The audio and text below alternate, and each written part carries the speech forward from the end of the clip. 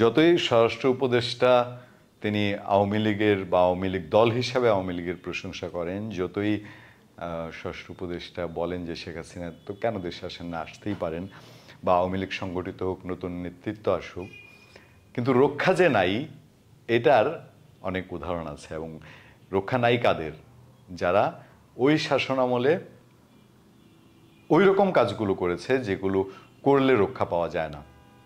জলজন্ত উদাহরণ সালমান এফ রহমান, তারপর সাবেক আইনমন্ত্রী আনিসুল হক, তারপর আমরা যদি বলি যে জুনায়েদ আহমেদ পুলক, সাবেক ডাক ও টেলিযোগাযোগ মন্ত্রী, তারপরে আরও আতিপাতি নেতা তো আছেনই। ঢাকা মহানগর উত্তরের ছাত্রলীগের সভাপতি, ঢাকা বিশ্ববিদ্যালয় ছাত্রলীগের সেক্রেটারি, এমনকি বরিশাল আওয়ামী লীগের সম্পাদকীয় পদের একজন, এবং খুলনা আওয়ামী লীগের সাবেক মেয়র, খুলনা আওয়ামী লীগের মেয়রের একজন চেলা চামুন্ডা সহ তাদের কারোর যে তেমন কোনো রক্ষা নেই, তাদের যে পার পাওয়ার জায়গা নেই।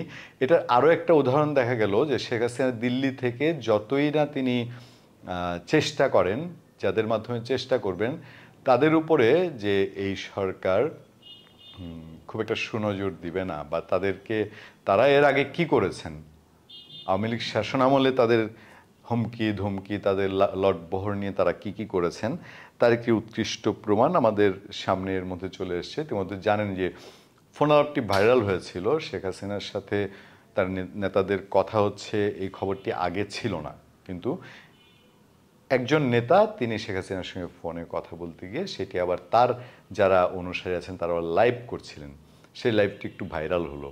ভাইরালের পরিণতি কি হলো?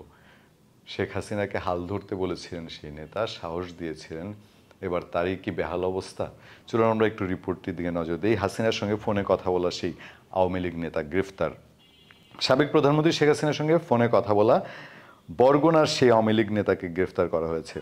বরগুনা আপনারা জানেন যে ইতিমধ্যে বরগুনা নিয়ে আমরা আজ থেকে না প্রায় 2 বছর আগে থেকেই কন্টেন্ট করছি, এবং বরগুনা ধীরেন্দ্র দেবনাথ শম্ভুর একক আধিপত্যের জায়গা ছিল, যেখানে তার কাছে আইন শৃঙ্খলা বাহিনীও তার কাছে অনেকটা নস্যি হয়ে গেছিল, যে তিনি যা বলবেন তাই যেন হয়, সেরকম একজন নেতা ছিলেন। সেই বরগুনার একজন নেতা, গ্রেফতার হওয়া নেতা মোহাম্মদ জাহাঙ্গীর কবির, বরগুনা জেলা আওয়ামী লীগের সাধারণ সম্পাদক, জেলা পরিষদের বর্তমান চেয়ারম্যান, ডাকসাইতে পোস্ট, জেলা আওয়ামী লীগের সাধারণ সম্পাদক এবং জেলা পরিষদের চেয়ারম্যান।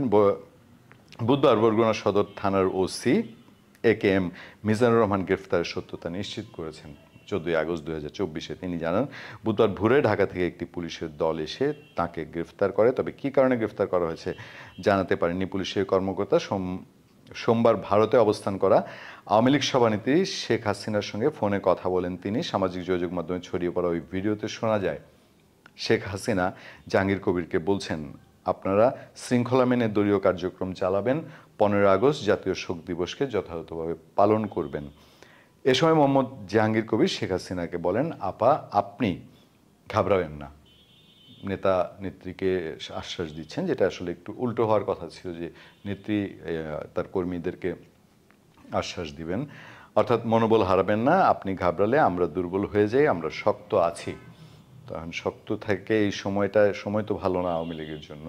শক্ত থাকার ফলটা কি হলো আমরা জানি না, সামনে তার বিরুদ্ধে কি অভিযোগ আছে। 5 আগস্ট গণ আন্দোলনের মুখে প্রধানমন্ত্রী পদ থেকে পদত্যাগ করে দেশ ছাড়েন শেখ হাসিনা। এর মধ্যে তিনি তার টানা 15.5 বছরের শাসনের অবসান হয়। এরপর থেকে শেখ হাসিনা ভারতে অবস্থান করছেন। এখন আওয়ামী লীগ বাংলাদেশে কতটুকু রাজনীতি করবে কি করবে না, আমরা এ নিয়ে আর আলাদা একটি কন্টেন্ট করব, বা আওয়ামী লীগ নিষিদ্ধের কথা উঠেছে, দাবির কথা উঠেছে, আমরা সেটা নিয়েও কন্টেন্ট করব। এটা নিয়ে দুরকমের আমাদের মতামত, দুরকমের মতামত বলবো না, আমাদের মতামত পরিষ্কার, কিন্তু আলোচনা দুরকমের হতে পারে।